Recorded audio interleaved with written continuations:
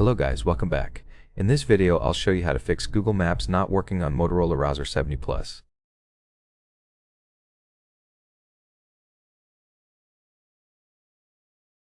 First, go into Settings, then find Apps.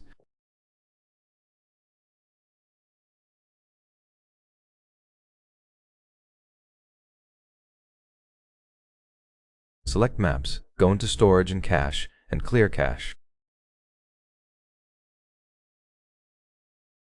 Go to Permissions, Location, don't allow it. Wait a few seconds, then allow at all times.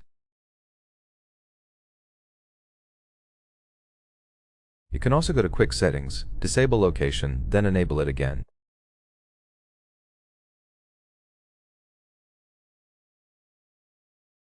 Click the pen, search for location, and click the plus to add it.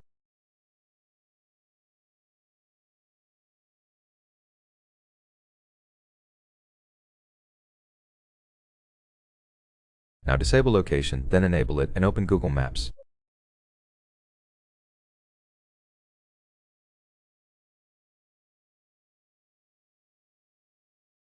That's it. Thanks for watching.